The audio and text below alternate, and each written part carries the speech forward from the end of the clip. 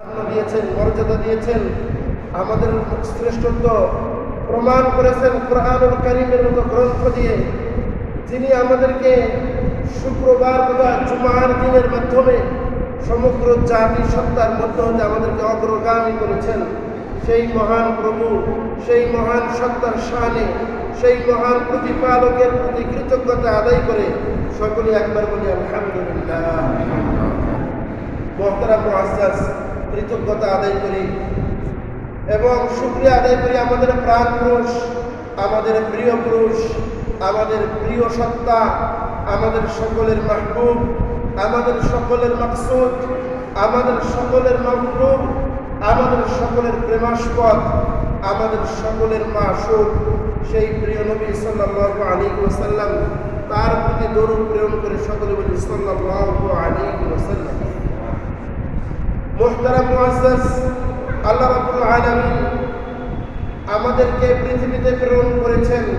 পৃথিবীতে প্রেরণ করার পূর্বেই আমাদের শেষ ঠিকানা, আমাদের স্থায়ী ঠিকানা, আমাদের জিন্দেগির ফলাফল কি হবে তা নির্ধারণ করে দিয়েছেন এবং দুইটি পথ বাতলে দিয়েছেন, ফারিকুন ফিল জান্নাত ওয়া ফারিকুন ফিস সাঈদ, তরিকুল হুদা ওয়া তরিকু গায়রিল হুদা। একটা পথ হলো সত্য পথ, একটা হলো মিথ্যার আবরণে চাকচিক্যময় পথ। একটি হলো কষ্টের জর্জরিতায়, কষ্ট মুশাক্কাতের বিভিন্ন জীবনের বিভিন্ন প্রান্তে প্রান্তে লাঞ্ছনা গঞ্চনা সহ্য সহনীয় অবস্থায় চূড়ান্ত বিজয়ের পথ।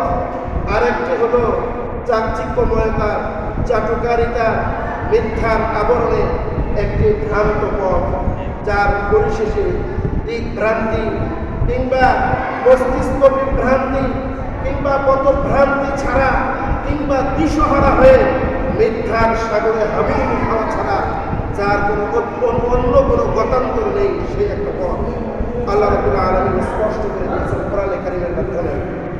আমাদেরকে বাস্তব প্র্যাকটিক্যাল দেখিয়ে দিয়েছেন মুহাম্মদ সাল্লাল্লাহু আলাইহি ওয়াসাল্লাম এবং তার সাহাবায়ে কেরামের আমলের মাধ্যমে, অনুশীলনের মাধ্যমে এবং তাদের জীবনযাত্রার একেবারে বাস্তব নমুনার মাধ্যমে আমাদেরকে বুঝিয়ে দিয়েছেন এটা হলো সত্য পথ, এটা হলো ভ্রান্ত পথ, এটা হলো মিথ্যা পথ, এটা হলো একেবারে চূড়ান্ত পর্যায়ের সত্য পথ, এইটা সফলতার পথ, এইটা গোমরাহির পথ, এইটা আধারের পথ, এইটা আলোর পথ।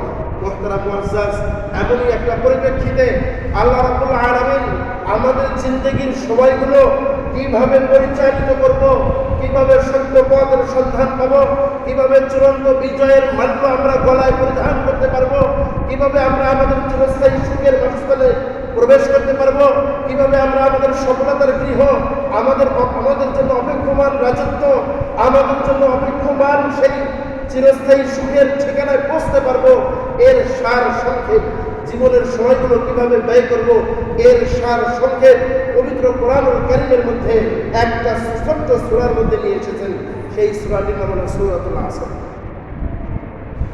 আল্লাহ রাব্বুল আলামিন বাস্তব বলে দিয়েছেন জীবনের প্রত্যেকটা মুহূর্ত কিভাবে কাটাতে হবে, কিভাবে আমার জীবনের প্রতিচিত্র প্রতিনিয়ত প্রস্ফুটিত হতে থাকবে, আমার দ্বারা চিত্রপটগুলো কিভাবে চিত্রায়িত হতে থাকবে, আমার দ্বারা আমার জীবনের যে নাটিকার মঞ্চ, আমার জীবন, আমার হায়াত এর থেকে উদ্ভাসিত কিভাবে মঞ্চায়িত হবে দৃশ্যপটগুলো, এর বাস্তব নমুনা হলো, এর বাস্তব নির্দেশনা হলো, এর প্র্যাকটিক্যাল নির্দেশনা হলো সূরাতুল আসর।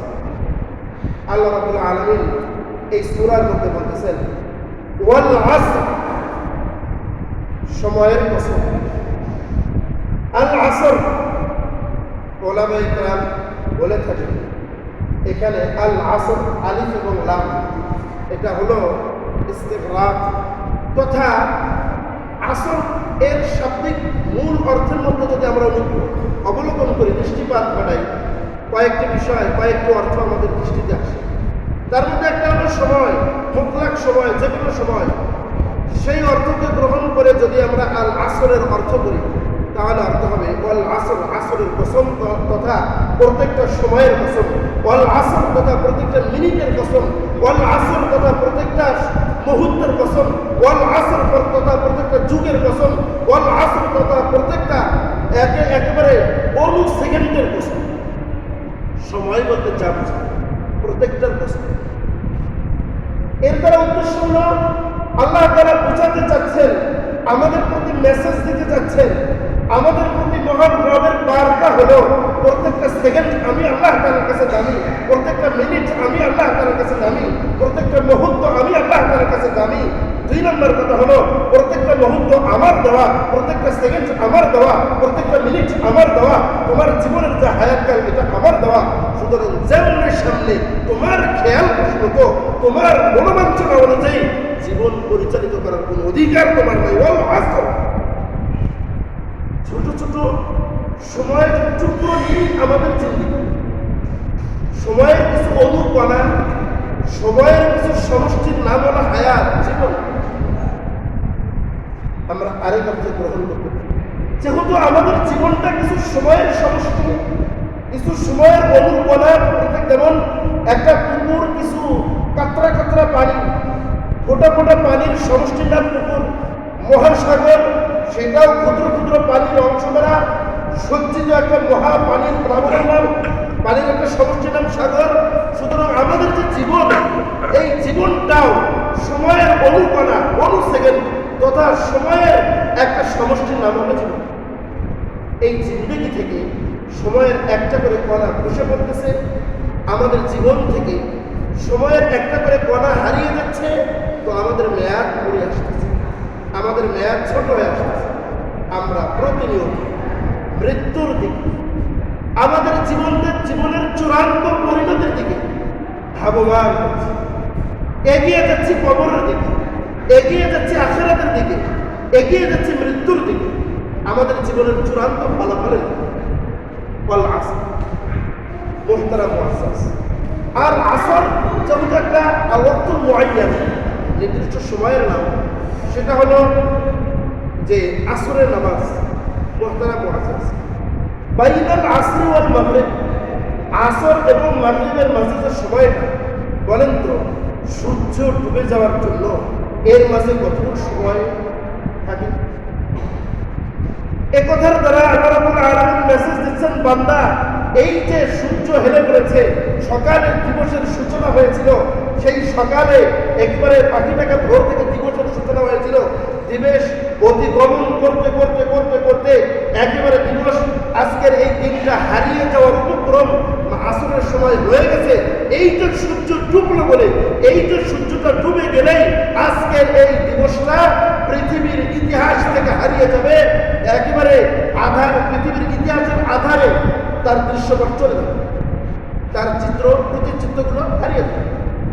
বান্দা, তোমার জীবন এই আসর থেকে মাগরিবের সময়টুকুর মতো, এর মধ্যেই তোমার জীবনকাল, যৌবনকাল, এর মধ্যেই তোমার বয়স্ক, এর মধ্যেই তোমার বৃদ্ধ হওয়া, এর মধ্যেই তোমার বিবাহ, এর মধ্যেই তোমার বংশ পরিক্রমা, এর মধ্যেই তোমার শৈশব কৈশোর, এর মধ্যেই তোমার সব কিছু।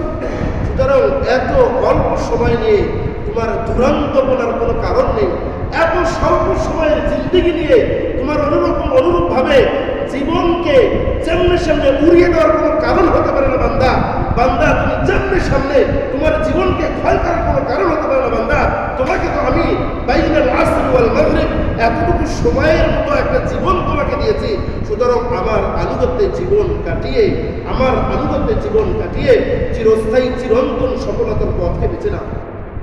ওয়াল আসর, যদি এটা না করো, ইন্নাল ইনসানা লাফি খুসর। আল্লাহ তাআলা বলতেছেন, পৃথিবীর যত শ্রেণী পেশার মানুষ রয়েছে, যত মানব সন্তান রয়েছে,